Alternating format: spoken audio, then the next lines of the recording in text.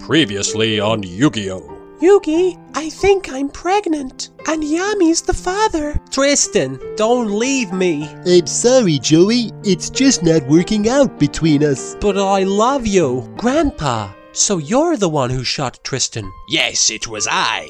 Yugi, I think I'm pregnant, and Bakura's the— No f***ing way. Okay, I lied about that one. And now the thrilling conclusion. Wait a minute, did any of that stuff actually happen? So I just want to start by thanking all the commenters who corrected me on my previous video. Rhaegal is indeed alive, which is a decision I'm happy that the showrunners decided to make. They didn't want to just kill him off needlessly, because he's going to be instrumental in the war.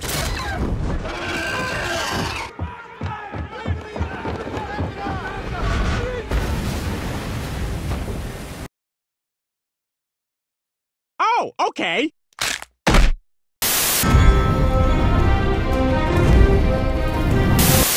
So the episode starts off with everyone mourning their dead.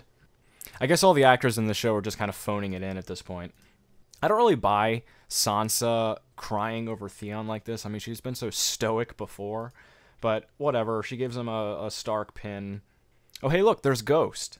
I sure hope they don't unceremoniously remove him from the show. Jon gives a really corny speech that sounds like it's something out of The Walking Dead Season 10.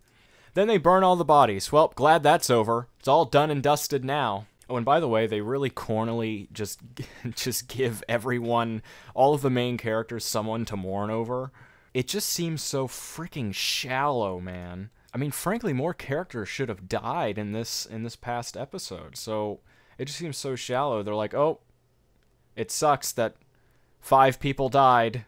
By the way, Arya is mourning over Beric, which is so stupid. I mean, what kind of relationship did they really have? Jon is mourning over the Mormont girl. So they have this big feast in the Great Hall, and everyone's strangely happy. I guess because they all realize there's only 2 more episodes of this dumpster fire of a show. Daenerys makes Gendry Lord of Storm's End, which kind of loses its impact because the show has completely forgotten about Storm's End. But she then proceeds to pat herself on the back for how clever she is, because now she's made an ally of the Baratheon house. Tyrion goes to talk to Bran, but Bran has nothing to say because they've killed all the lore for this show.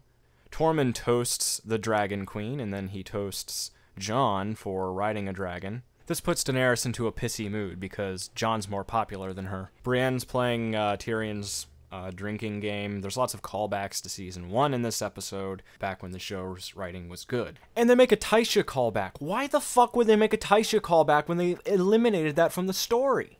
For whatever reason, Brienne storms off when Tyrion says, "You're a virgin." I feel like if she was that uncomfortable with these questions, she would have stormed off earlier.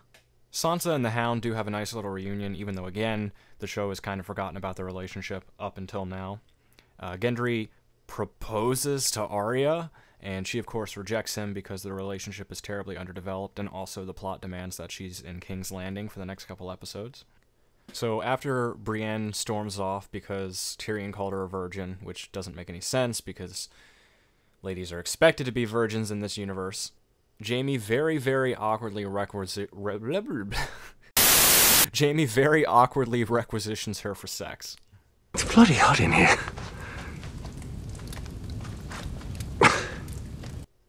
Very awkwardly. So Dany tries to bribe Jon into staying silent about his real name with sex, which doesn't make any sense that this works on Jon. It doesn't make... Jon would not be fine with this. He would not be fine with boning his aunt. I don't see it. And he does eventually pull away in a very cliche way, because Game of Thrones is now a bad soap opera. And Jon explains to Dany, despite her protest, that he is going to tell his family about his heritage. So at this point, Dany actually basically begs Jon to keep his heritage in his Targaryen name a secret, which is very interesting because so far the writers of the show have shown such favoritism to Daenerys that I'm surprised that they would bring her this low, and I'm actually kind of impressed that they just said, all right, Daenerys is going to beg Jon not to tell anybody, to just keep it a secret. They then explain that the North and Daenerys have lost half their men. Yep, just half. So they decide to split up and have a small group of the army sail to Dragonstone and the larger force of the army to march there. Why? Who the fuck cares? So after Dany begs Jon not to tell anybody his secret, Jon, of course, tells Sansa and Arya his secret, and that's the end of the secret. Then we get a baffling scene where Bronn just teleports into this tavern that Jaime and Tyrion are drinking at and threatens to kill them unless they promise him something better than what Cersei has promised him. So Tyrion promises that he gets Highgarden. My initial reaction when watching this is, number one, what in the world is wrong with Bronn? Number two, how did he even get there? If they're in Winterfell, surely they're not just letting people in, and I'm sure Sansa the super genius has people manning that giant hole in the wall. Now, there is a little establishing shot at the beginning of this that shows them in some, I guess outside the walls. I guess they're in Wintertown, but I thought, I don't know, Wintertown was never shown in the previous episode, so I don't know where the hell they are. So there's a little scene with Arya and the Hound. They're both going to head toward King's Landing. Of course, there's going to be Clegane Bowl. They're hinting the shit out of it. And Arya's going to head back to King's Landing to kill Cersei. I hope it's not Arya that kills Cersei. I mean, Jesus Christ. Haven't we destroyed this story enough? You know, on the other hand, forget it. Fuck it. Arya can kill Cersei. Aw, looky little Drogon. He's sad because his brother's hurt. Tormund tells yet another Jon is small joke, which I don't know where they got this fetish from all of a sudden in Season 8. Oh, and by the way, Sansa, of course, tells Tyrion Jon's secret. Jon says a heartfelt goodbye to Sam, and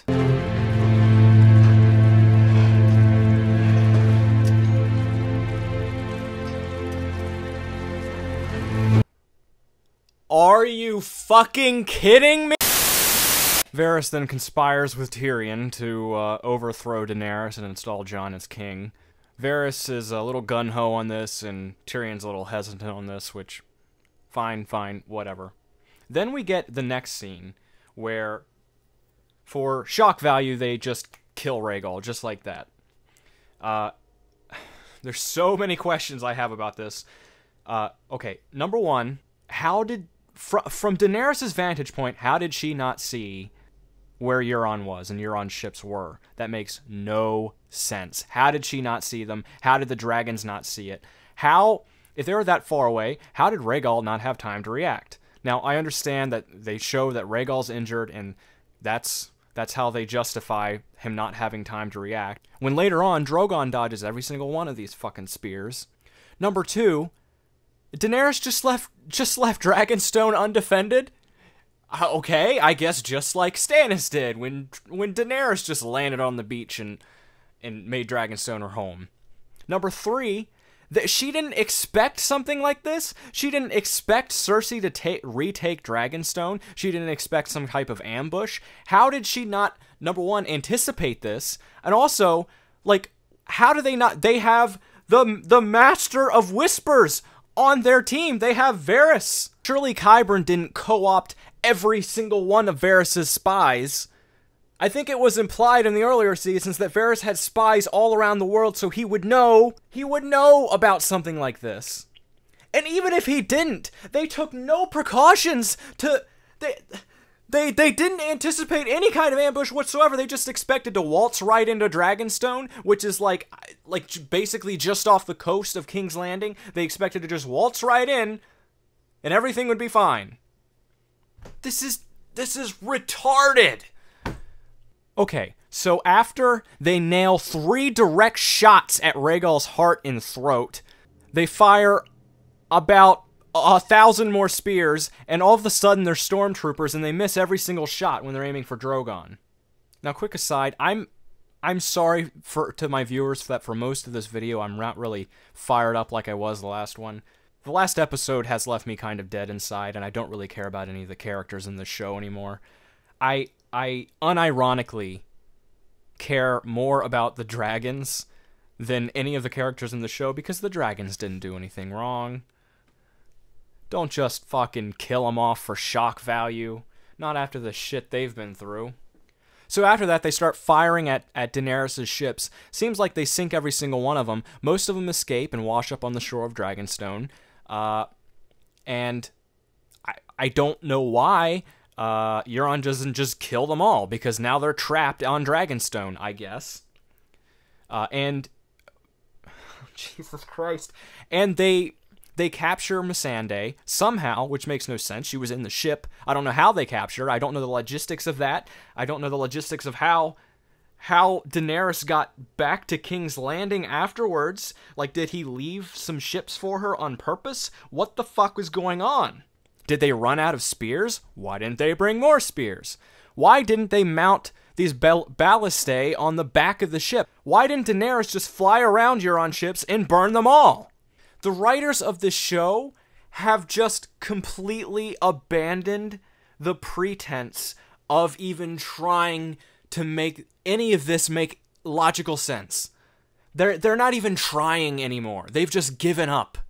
So Jaime then leaves Brienne to go back to King's Landing and back to Cersei.